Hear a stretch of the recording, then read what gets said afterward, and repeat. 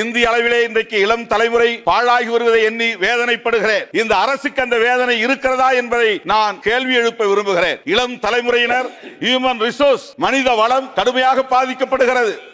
போதைப் பொருள்கள் இந்தியா முழுவதும் இங்கும் அங்கும் என்று அங்கொன்றும் இங்கொன்றுமாக இல்லை. ஒரு குறிப்பிட்ட மாநிலங்களில் மட்டும் இல்லை, இந்தியா மாநிலங்கள் அனைத்திலும் போதைப் பொருள்கள் மிக தாராளமாக புழக்கத்தில் இருக்கின்றன. கள்ளச்சாராயம் காய்ச்சப்படுகிறது. 4 மாநிலங்களை தவிர எல்லா மாநிலங்களிலும் அரசு மதுபானங்களை விற்பனை செய்கிறது.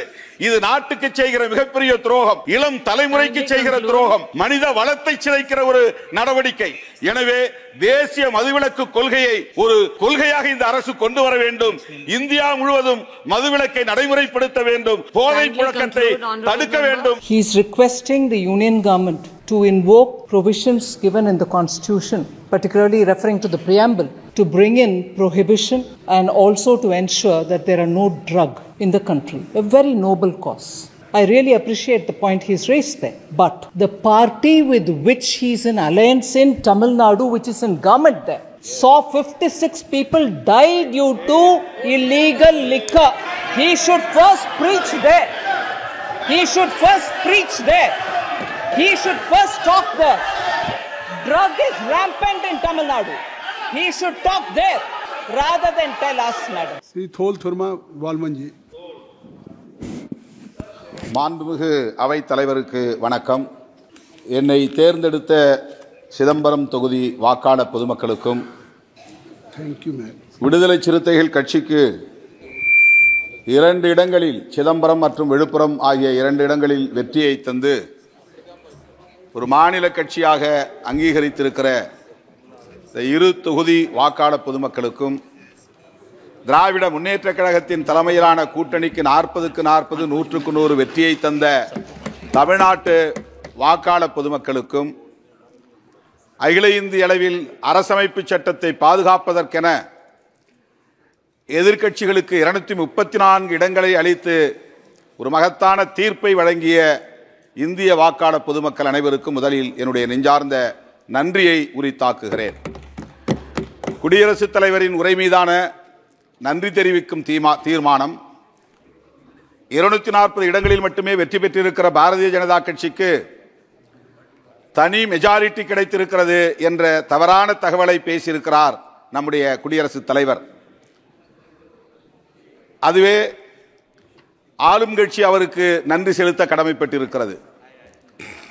ஆனால் எதிர்க்கட்சிகள் மக்களுக்கு நன்றி சொல்ல கடமைப்பட்டிருக்கிறோம். அரசமைப்பு சட்டத்திற்கு எதிரான பிற்போக்கு சக்திகளை எதிர்க்க வேண்டும், வீழ்த்த வேண்டும் என்பதுதான் இந்தியா கூட்டணியின் ஒரே நிலைப்பாடாக இருந்தது. திரு ராகுல் காந்தி உள்ளிட்ட இந்தியா கூட்டணி கட்சிகளின் தலைவர்கள் அனைவரும் ஒருமித்த குரலில் நாட்டு மக்களுக்கு விடுத்த ஒரே வேண்டுகோள், இந்திய அரசமைப்பு சட்டத்திற்கு பெரும் ஆபத்து சூழ்ந்திருக்கிறது. பாரதிய ஜனதாவின் தலைமையிலான கூட்டணி கட்சிகள் ஜனநாயகத்தை அழிக்க துடிக்கிறார்கள், அரசமைப்பு சட்டத்தை சிதைக்க துடிக்கிறார்கள். நீங்கள் எங்களை ஆட்சி அமர்த்த வேண்டும் என்பதை விட இந்த அரசமைப்பு சட்டத்தை பாதுகாக்க முன்வாருங்கள் என்றுதான் வேண்டுகோள் விடுத்தோம். இந்தியா கூட்டணி தலைவர்கள் விடுத்த வேண்டுகோளை ஏற்று இந்திய வாக்காளர் பொதுமக்கள் 234 தொகுதிகளில் வெற்றியை தந்து ஒரு வலுவான எதிர்க்கட்சி அணியாக இன்றைக்கு இந்த அவையிலே அமர வைத்திருக்கிறார்கள். இது ஆளும் கட்சிக்கு மக்கள் தந்திருக்கிற படிப்பினை, பாடம் புகட்டி இருக்கிறார்கள்.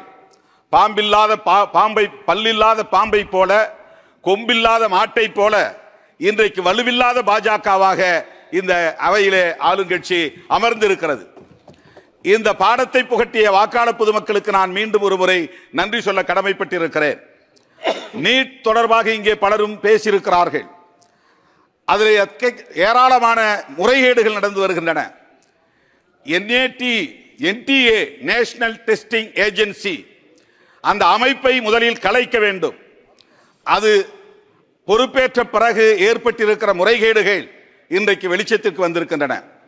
அந்த அமைப்பை கலைப்பதோடு நீட் தேர்வையே முழுமையாக தேசிய அளவில் நீக்க வேண்டும் என்று நான் வலியுறுத்த கடமைப்பட்டிருக்கிறேன். தமிழ்நாடு அரசு நீட் தேர்வை முழுமையாக விளக்க வேண்டும் என்று ஒரு முறைக்கு 2 முறை தீர்மானம் நிறைவேற்றி குடியரசுத் தலைவரின் ஒப்புதலுக்கு அனுப்பி வைக்கப்பட்டிருக்கிறது. இதுவரையில் அது பொருட்படுத்தப்படவில்லை. மக்களால் தேர்ந்தெடுக்கப்பட்ட ஒரு அரசு நிறைவேற்றிய தீர்மானத்தை அவமதிக்கிற ஒரு செயலாகத்தான் இந்த செயலை நான் சுட்டிக்காட்ட கண்டிக்க கடமைப்பட்டிருக்கிறேன்.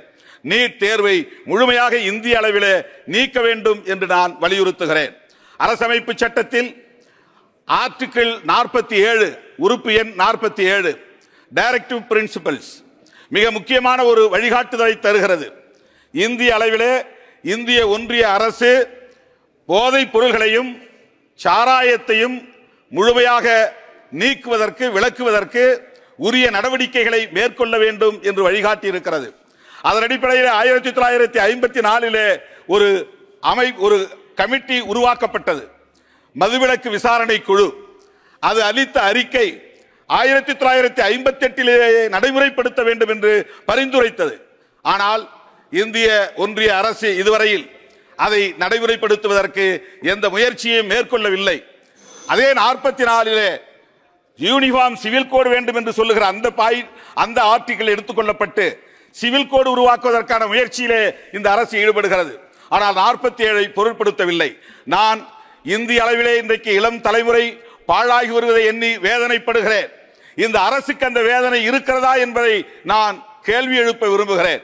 இளம் தலைமுறையினர் ஹியூமன் ரிசோர்ஸ் மனித வளம் கடுமையாக பாதிக்கப்படுகிறது. போதைப் பொருள்கள் இந்தியா முழுவதும் இங்கும் அங்கும் என்று அங்கொன்றும் இங்கொன்றுமாக இல்லை, ஒரு குறிப்பிட்ட மாநிலங்களில் மட்டும் இல்லை, இந்தியா மாநிலங்கள் அனைத்திலும் போதைப் பொருள்கள் மிக தாராளமாக புழக்கத்தில் இருக்கின்றன. கள்ளச்சாராயம் காய்ச்சப்படுகிறது. 4 மாநிலங்களை தவிர எல்லா மாநிலங்களிலும் அரசு மதுபானங்களை விற்பனை செய்கிறது. இது நாட்டுக்கு செய்கிற மிகப்பெரிய துரோகம், இளம் தலைமுறைக்கு செய்கிற துரோகம், மனித வளத்தை சிதைக்கிற ஒரு நடவடிக்கை. எனவே தேசிய மதுவிலக்கு கொள்கையை ஒரு கொள்கையாக இந்த அரசு கொண்டு வர வேண்டும்.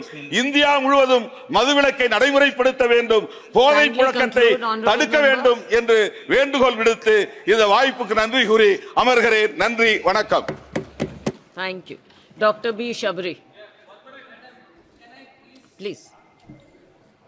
Very senior member Tol Tirumalavan has spoken.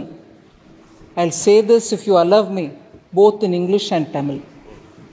He is requesting the Union government to invoke provisions given in the Constitution, particularly referring to the preamble, to bring in prohibition and also to ensure that there are no drugs in the country. A very noble cause.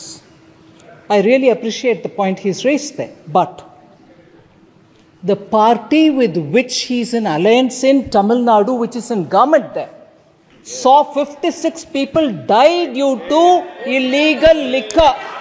He should first preach there. He should first preach there. He should first talk there. Drug is rampant in Tamil Nadu. He should talk there rather than tell us, madam. Thank you.